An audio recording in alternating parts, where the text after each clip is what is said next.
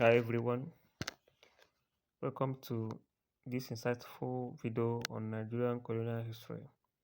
Today we'll dive into the pivotal era of 1951 when Sir John Macpherson, the third Governor General of Nigeria, introduced the transformative Macpherson Constitution. Following the tenure of Otto Richard, Macpherson's leadership marked a crucial turning point as this constitution reshaped Nigeria's governance and set the stage for country's journey towards independence. Join us as we explore the impact of this significant chapter in Nigerian history.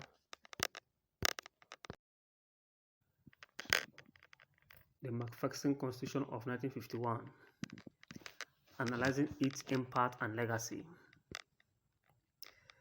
The Macpherson Constitution of 1951 is a significant milestone in Nigeria's colonial history, representing a pivotal shift in the country's governance structure. Named after Sir John Macpherson, the Governor General of Nigeria, this constitution replaced the 1946 Richard Constitution and laid the groundwork for Nigeria's eventual independence. To understand its importance, it is crucial to examine the reasons why its introduction, the Nigerians involved in the governance process, the importance of this constitution on Nigeria, and the broader implication of Macpherson's leadership during the British rule. Disclaimer: this video is intended solely for educational purposes. The information presented about the Macpherson Constitution of 1951 and its impact on Nigerian history is meant to inform and enlighten viewers about the important period in the country's political development. This content is not intended to promote hatred, incite conflict, or create any form of discord. The analysis provided seeks to foster understanding and appreciation of historical events. We encourage viewers to approach this material with an open mind and a commitment to constructive dialogue. The aim and agenda of Macpherson Constitution of 1951. The Macpherson Constitution was introduced with the aim of addressing the growing demands for greater Nigerian participation.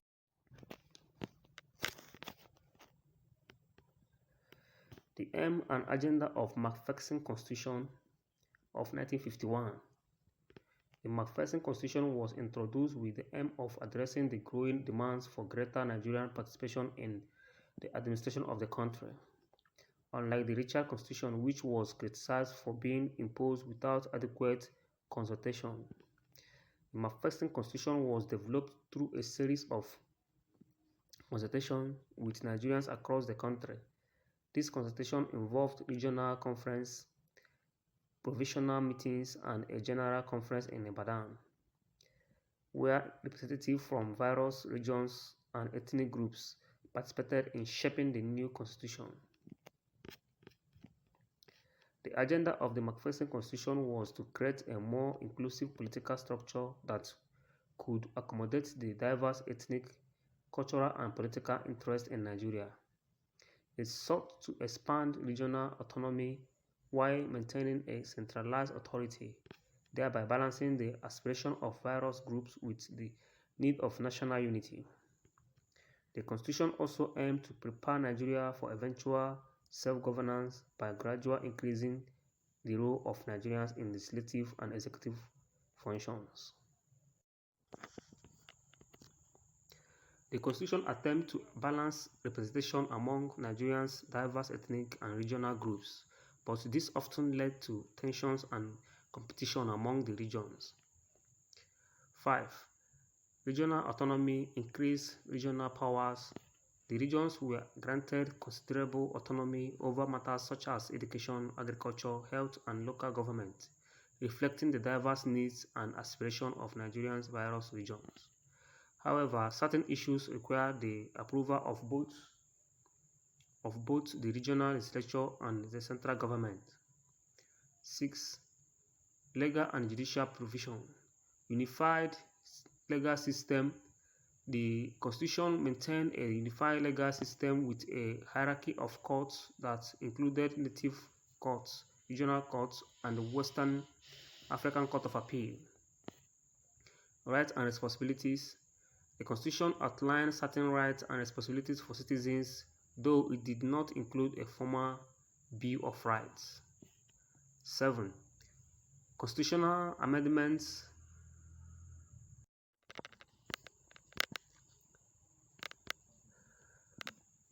That's number 7. Now, constitutional amendments. The amendment to the Constitution required the consent of the regional legislatures as well as the central legislature, reflecting the federal nature of the Constitution. Number 8. Regional differences.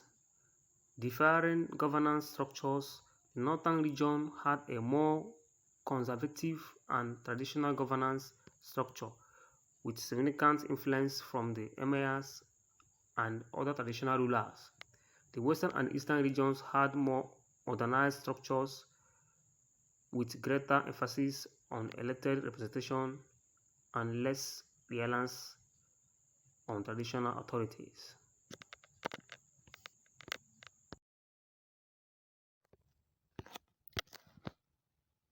Nigerians who participated in the Macpherson government.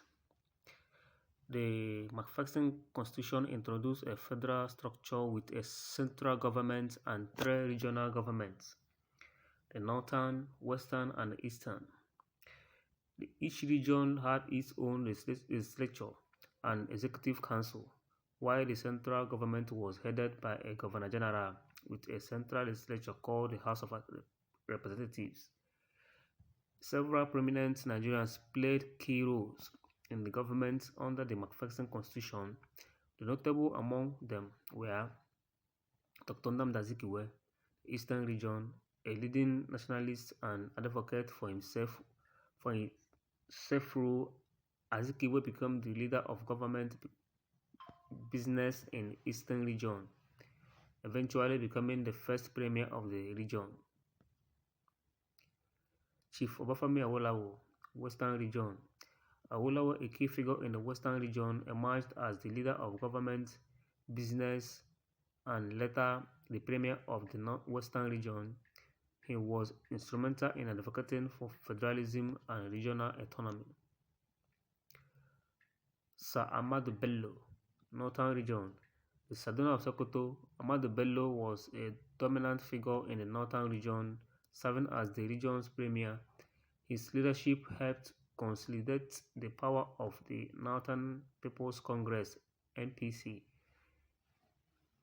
in the region.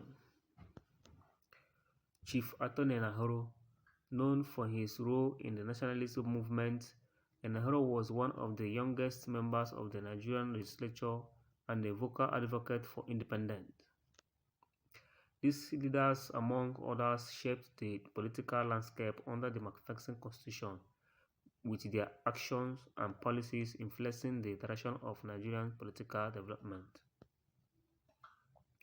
The British Governor-General Macpherson motivation. Sir John Macpherson introduced his constitution to address the growing discontent with the Richard Constitution, which was seen as too autocratic and unrepresentative of Nigerian interests. Macpherson recognized that the Richard Constitution top-down approach and alienates many Nigerians and failed to accommodate the diverse political aspirations of the country's various ethnic groups. Macpherson's motivation was to create a more participatory and inclusive governance structure that could mitigate the rising nationalist agitation for self-rule by involving Nigerians in the process of drafting the constitution and giving them greater autonomy in regional governance. Macpherson hoped to appease nationalist leaders and create a political environment conducive to gradual political development under British supervision. The impact on Nigerians and the legacy of the Macpherson Constitution. The Macpherson Constitution had a profound impact on Nigerians and the country's political evolution.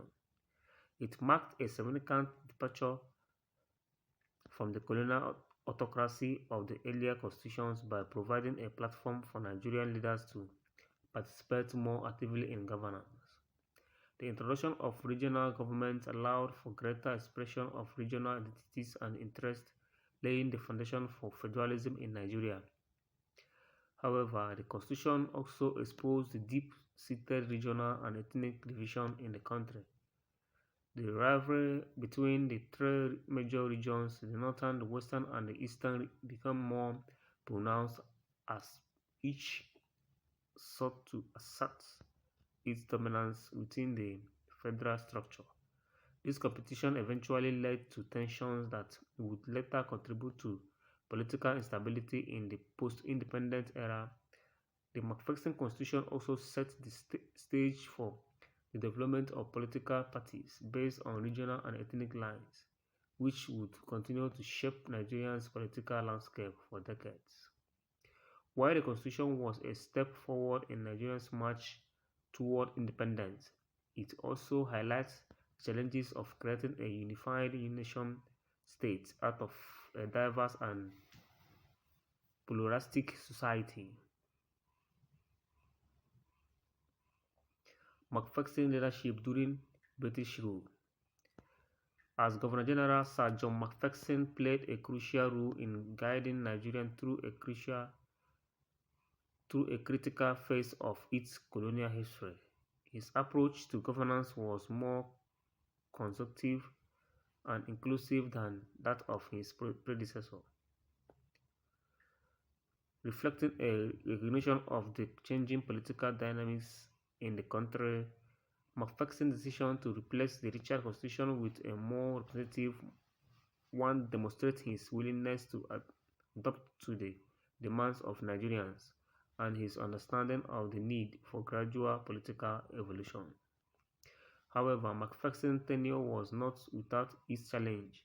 The limitation of the Macpherson Constitution became evident as nationalist leaders pushed for greater autonomy and eventually independence. The Constitution's failure to fully address the aspirations of all Nigerians led to its eventual replacement by the 1954 Regenerating Constitution, which further decentralized power and paved way for Nigerian independence in 1960. In conclusion, the Macpherson Constitution of 1951 was a landscape in the Nigerian colonial history. In conclusion, the Macpherson Constitution of 1951 was a landmark in Nigeria's colonial history, representing a significant shift towards greater Nigerian participation in governance. While it had its shortcomings, particularly in terms of managing regional and ethnic tensions, it laid the groundwork for Nigeria's eventual independence.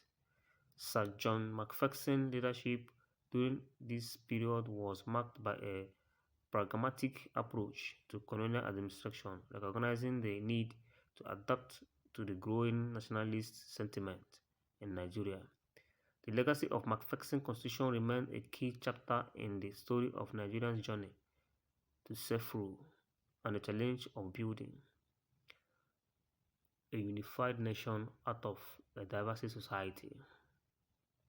Thank you.